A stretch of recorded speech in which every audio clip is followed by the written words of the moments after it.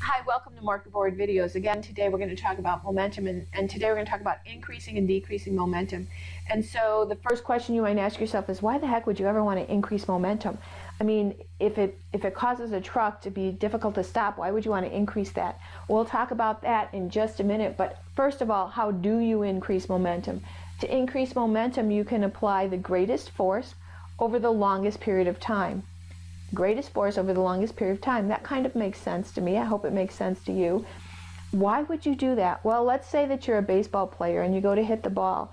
It would be great if that force that you're applying from the bat to the ball could be applied to the ball over a longer period of time, and indeed it can. It's called follow through. And that's why when you're playing baseball, you don't stop right here. You continue that swing all the way through so that you have a longer period of time to exert that force on the ball. Another sport that you do that in is golf. When you're golfing, you do the same thing. When you go to swing that club, you go all the way through. It's called follow through. You know that if you're an athlete at all. It's called follow through, and the reason that you do that is because you want to give it that little bit extra time for that force to be imparted onto that object. And that's going to increase the momentum, which is exactly what you want. The mass of the baseball isn't going to change. If you increase the momentum, the only thing that can change is the velocity. And so by follow through, you're actually giving it a chance of getting a little more velocity. Now I want to caution you, and I want to let you know that the force is not exactly the same at every single instant. And because this is conceptual physics, we don't talk about instantaneous anything, but I want you to know that the force, there is instantaneous force, and it's different at each point. For our purposes, though, we're going to just do average force, okay, just so you know that. So if we talk about increasing momentum, we have to talk about decreasing momentum. And let me give you an example. You're in a car that's out of control, and you can either hit a brick wall or you can hit a haystack. And you don't want to get hurt and you don't want to damage the car. Which are you going to choose? Well, I'm guessing you're going to choose the haystack, and that would be the right thing to choose.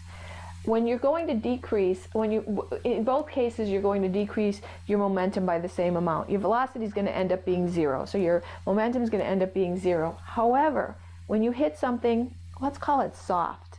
When you hit something soft, that actually increases the length of time during which momentum is going to become zero.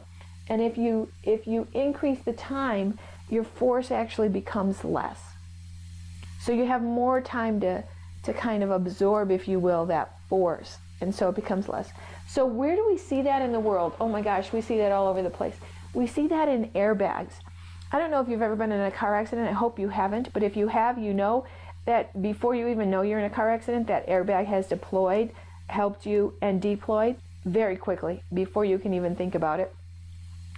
And what it actually does is that airbag gives you those extra few milliseconds to absorb that change in momentum, which lowers the force. If it gives you 5 times as much time, that gives you 5 times less force. If it's 100 times as much time, it's 100 times less force. It can be a huge difference. So you'll see it in airbags.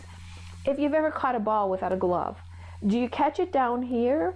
No, you always want to move your hand as close to where the ball is going to be, because when that ball hits, you want to be able to move your hand with the ball. That's going to lower the force. It makes it hurt a little less. Jumping. If you jump off of something and you're going to land on solid ground, you want to land with your knees bent. If you land with your knees bent, there's less chance of getting injured.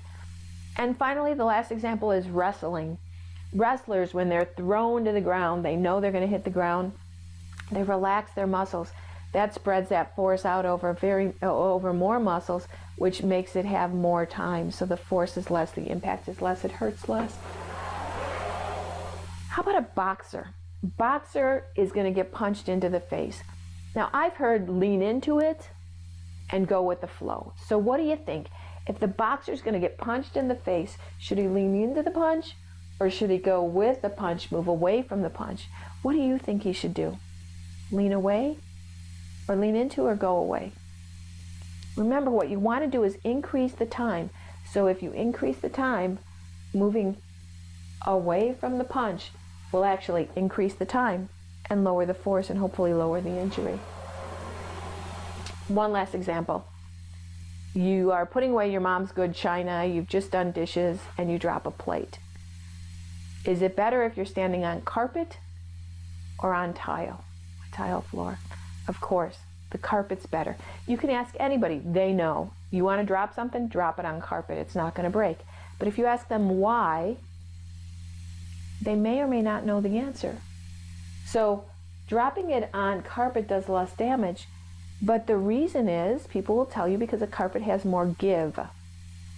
Now, I don't know exactly what they mean by give, but I know that it means that it's going to take longer for that plate to stop. It's going to take longer for the momentum to be zero.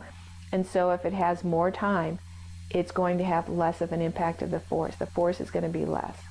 So the reason why you'd rather drop it on a carpet is because the carpet, like an airbag or like a boxer leaning away from a punch, gives it a little more time, and a little more time makes a huge difference when it comes to force.